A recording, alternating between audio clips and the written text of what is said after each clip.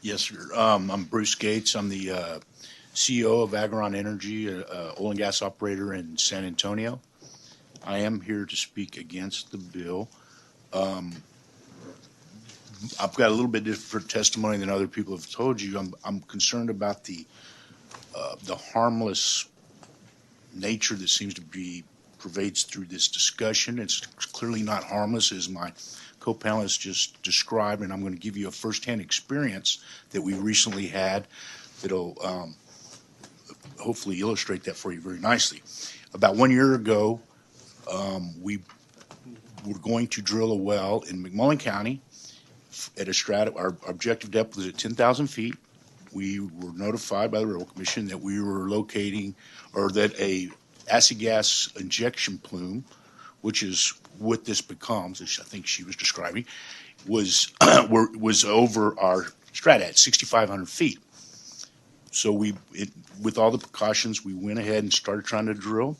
We got into that zone at 6,500 feet. Obviously, very high pressures and other things happened. We were in there for 12 hours. We came out of the hole after 12 hours, and our pipe was corroded. It completely bifurcated the pipe. We came out, and all of our bottom hole assembly was left in the hole.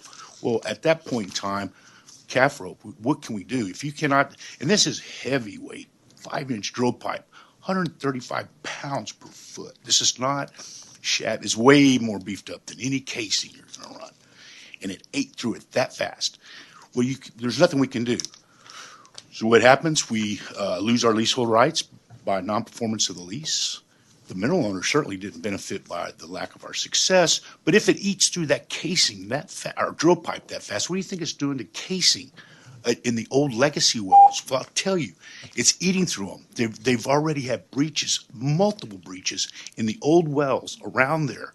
And in fact, McMullen County jury just awarded the plaintiffs of those wells $42 million recently in a case down there because of this problem. So it's something that has to be carefully considered. There's so many things that can go wrong. I don't feel like the mineral right owners are being represented from what I've heard. I don't know if I'm qualified to talk about that, but you've got to consider the mineral right owners. You can't just consider the surface owner. Once this happens, the minerals below that injection site, you might as well, they're condemned. Not legally, physically, you cannot get to them. And it sounds to me like they're not even being considered in this argument, which also would include me as an operator and my leasehold rights, right? So basically, I think you guys really need to consider this very, very strongly and not be so hesitant or so hastily at trying to accomplish something for a fledgling industry that doesn't even exist yet. Okay. All right.